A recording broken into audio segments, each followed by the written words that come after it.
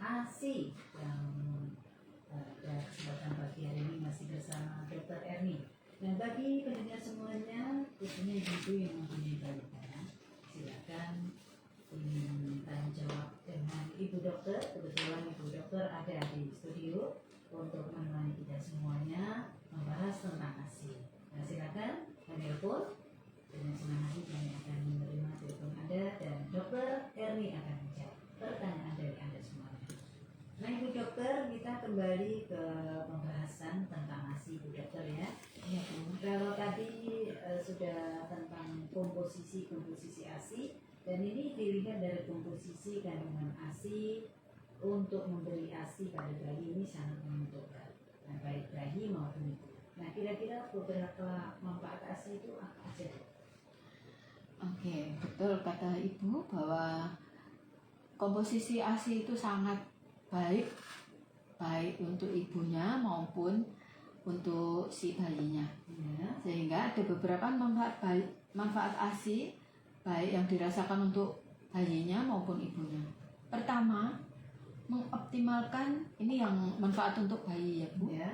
Mengoptimalkan tumbuh kembang bayi. Misalnya tumbuh kembang otak dan fisik bayi yang seperti tadi ada DHA, ada omega 3, omega 6, kemudian ada taurin gitu ya, macam-macam seperti tadi. Itu untuk tumbuh kembangnya. Kemudian memperkuat sistem kekebalan tubuhnya. Ada kolostrum yang bahkan sekarang itu ada susu kolostrum, minuman kolostrum gitu ya. Jadi tujuannya untuk menambah kekebalan dari tubuh bayi sehingga bayi tidak mudah sakit, mengandung antibodi imunoglobulin A tadi yang dapat melawan virus dan bakteri. Juga seperti tadi bahwa ada yang bahkan bisa membentuk bakteri-bakteri normal atau bakteri-bakteri baik yang ada di ususnya.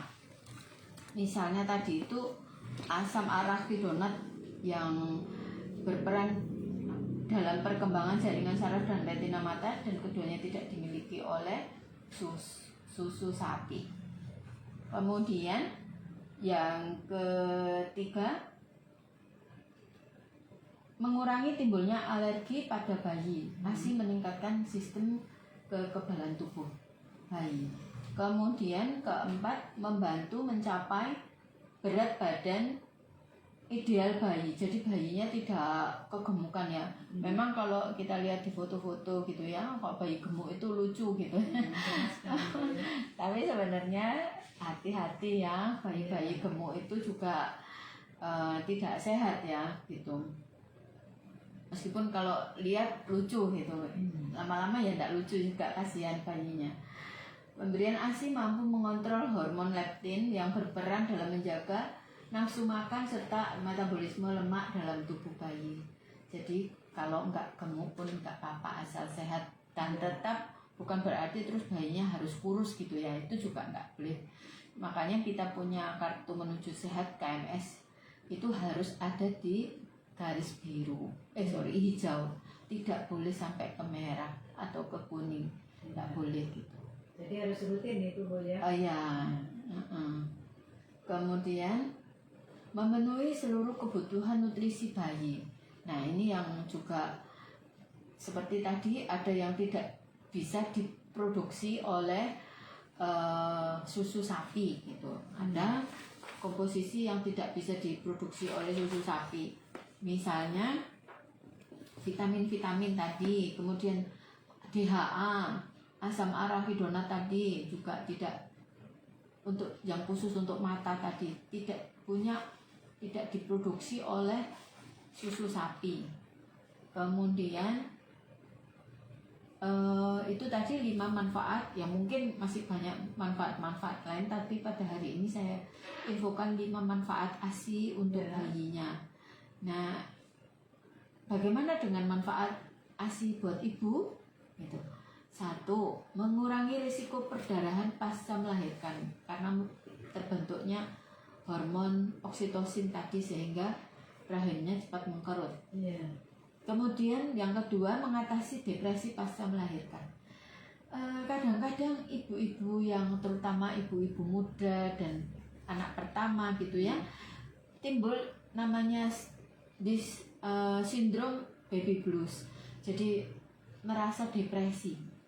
Bahkan ada yang sampai bayinya dicekik, bayinya dibunuh, bahkan dia sendiri bisa bunuh diri. Nah, itu namanya sindrom baby blues. Merasa depresi karena punya bayi, punya anak gitu. Nah, memberi ASI itu mengatasi depresi pasca melahirkan ini, mengurangi atau bahkan menghilangkan sindrom baby blues ini tadi. Kemudian menurunkan risiko kanker payudara pada ibu. Itu menurunkan, dalam arti tidak menghilangkan risiko, tetap bisa kok. Ada beberapa orang yang mengatakan bahwa kenapa ya kok menyusui anaknya banyak kok tetap bisa kena kanker payudara gitu. Nah ya, dibandingkan dengan ibu-ibu yang tidak menyusui, pasti risikonya jauh lebih kecil. Dalam arti ini menurunkan risiko, tidak menghilangkan ya. Karena kanker payudara itu juga penyebabnya macam-macam gitu. Nanti lain kali kita bahas tentang kanker payudara ya Bu. Oh silakan. Jadi menurunkan risiko kanker payudara. Kemudian manfaat yang lain sebagai KB alami untuk ibu. Jadi saat kita menyusui itu otomatis hormon estrogen, hormon progesteron yang mempengaruhi kita perempuan untuk bisa hamil itu terhambat gitu. Jadi haidnya kalau kita menyusui tidak haid kan? Nah itu karena hormon estrogen dan progesteronnya tidak terproduksi dengan baik. Jadi otomatis pasti tidak akan hamil gitu. Jadi menyusui itu adalah KB alami untuk ibu. Tapi kalau yang subur, nah ya bisa tetap. Juga ini menurunkan juga hamil tidak hamil itu juga kehendak Tuhan ya. Meskipun di KB juga tetap bisa hamil gitu ya. Kalau Tuhan mau gitu. Kemudian juga memperkuat seperti pembukaan ibu katakan tadi bahwa membuat hubungan bayi dan ibu itu lebih erat gitu ya, lebih bonding, memperkuat ikatan ibu dan anak. Kontak langsung kulit antara ibu dan bayi itu juga memperkuat kontak batin atau ikatan batin bayi dengan ibunya. Di samping itu juga bayi itu akan merasakan kehangatan tubuh ibunya saat didekap, juga mendengarkan detak jantung ibunya saat didekap waktu menyusui. Nah itu tadi manfaat-manfaat yang baik buat bayi dan ibunya gitu Bu. Jadi banyak manfaatnya bagi ibu yang menyusui. Iya sangat banyak. Di samping itu apakah mungkin ada manfaat? Oh ya pasti. Yang penting bukan cuman kesehatan bayi dan kesehatan ibu, tetapi ternyata memberi ASI itu juga mensejahterakan ekonomi keluarga bahkan negara. Jadi yang pasti keluarga tidak harus menyisihkan uang untuk membeli susu formula yang harganya juga tidak murah sekarang. Juga ternyata meningkatkan atau membantu ekonomi negara. Kenapa? Karena bayi-bayi yang mendapat ASI itu lebih sedikit yang sakit. Kalau semua di cover BPJS, jadinya uang untuk mendanai kesehatan bayinya yang diambil dari dana pemerintah juga sedikit. Gitu. Jadi nanti mungkin bisa digunakan untuk keperluan yang lain, nggak cuma mengobati untuk pengobatan, terus mungkin kesejahteraan dibantu dengan kesejahteraan lain. Mungkin misalnya ibu menyusui diberi tunjangan seperti di Kanada. Itu ibu menyusui itu dapat gaji, tetap dapat gaji. Iya, gitu. Nah mungkin kalau bayi-bayi kita itu sehat, ibu-ibu kita sehat, tidak sakit, sehingga dana untuk kesehatan itu bisa dialihkan untuk kesejahteraan, misalnya ibu menyusui.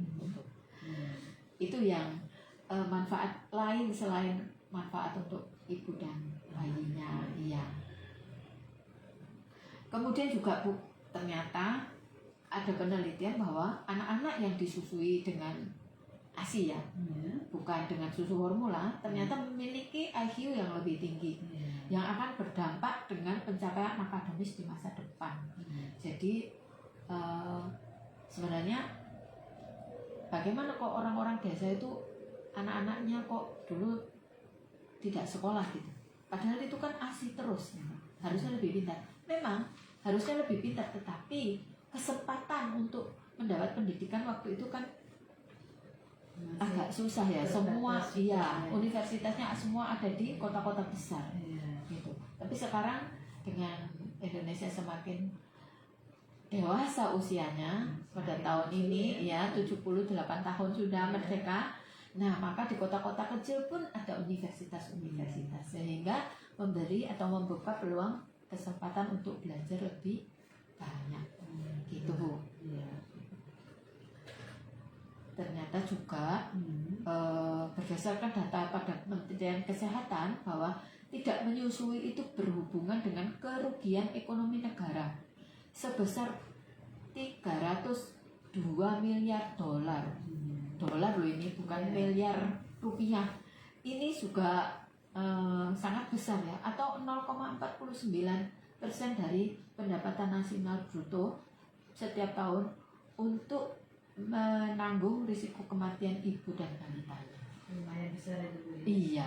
Kalau bayi-bayi kita sehat, ibu-ibu kita sehat, pasti dananya tidak untuk menalangi penyakitnya gitu ya Bu. Itu Bu.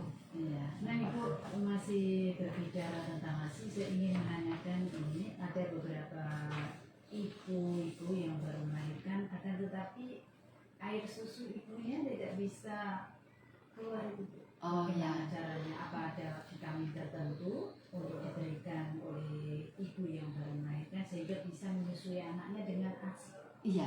Sebenarnya harusnya pada trimester akhir ya, 3 bulan terakhir itu sudah mulai dilakukan masase, memijat payudaranya.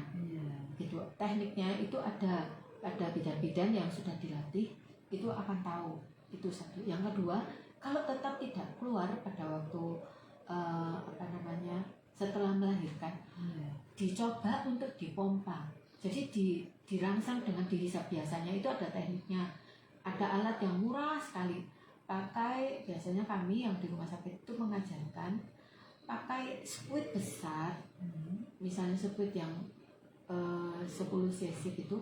Nah itu dibalik, kemudian kita akan menariknya dengan seperti squid itu ditarik gitu. Jadi dimasukkan ke puting susunya, kemudian ditarik gitu. Nah itu akan merangsang hisapan lebih kuat dibanding hisapan pada bayi yang menghisap. Nah biasanya di puting susu itu terbuntu oleh, misalnya karena kulit kita itu kan ada kelenjar lemak, kelenjar keringat gitu ya. Kotoran Jadi itu iya, kotoran. Jadi sebenarnya waktu ibu memijat itu juga harus dibersihkan puting susunya. Begitu. Di samping itu tetap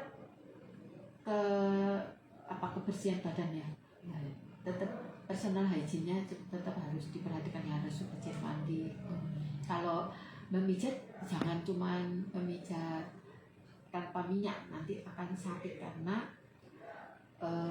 kelenjar susunya kan banyak gitu, pasti payudaranya akan mengalami pembengkakan gitu. Nah, dioles atau dimasase dengan minyak yang lembut gitu. Kalau dari makanan atau sayur-sayuran kira-kira bisa kalau memicu makanan susu atau sayuran itu yang merangsang produksinya, merangsang produksi ASI untuk jadi banyak. Itu bisa kacang-kacangan. Iya. Dan yang sudah sangat terkenal itu daun katu. Ya, daun katu itu bahkan mungkin sekarang aduh saya tidak suka daun katu gitu ya. Mungkin rasanya nggak nyaman untuk ibu. Untuk sekarang sudah ada daun katu yang sudah di kapsulkan. Kemasannya. Iya, sudah dikemas, dikapsulkan. Nah, itu juga kalau daun katu untuk sekarang ini kan lumayan mahal ya. Iya. Lebih baik ditanami dulu sekarang. Iya. Ya, Iya. dan kalau kita tanam sendiri itu juga pestisidanya, pupuknya juga pasti kita pilih yang bagus gitu ya. Iya, betul. Itu Bu yang Iya. Nah Ibu, terima kasih atas bincang-bincang kita pada kesempatan pagi hari ini tentang manfaat ASI bagi bayi dan ibu. Barangkali Ibu ada pesan-pesan untuk ibu-ibu yang saat ini tengah menyusui. Oke. Iya, saya ucapkan selamat dan terima kasih Iya. karena ibu-ibu yang menyusui itu adalah pahlawan bagi negara, bagi rumah tangganya dan juga bagi bayinya. Secara tidak langsung Anda sudah membantu negara menghadapi kerugian yang sangat besar tadi dengan kedua dengan menciptakan generasi unggul karena Anda rela untuk memberikan ASI pada bayi-bayi Indonesia. Oke, terima kasih Ibu Dr. Erni atas penjelasannya pada kesempatan pagi hari ini. Lewat program kita manfaat ASI bagi bayi dan ibu. Nah, saudara pendengar yang berbahagia dimanapun Anda berada, sampai di sini dulu jumpa kita pada kesempatan pagi hari ini lewat bincang-bincang kita tentang kesehatan manfaat ASI bagi bayi dan ibu bersama Dr. Erni. Terima kasih atas perhatian Anda semuanya. Terima kasih Ibu Dokter atas kehadirannya pada kesempatan pagi hari ini. Dan kita berjumpa pada lain waktu Bu ya. Iya Bu. Selamat pagi saudara. Wassalamualaikum warahmatullahi wabarakatuh.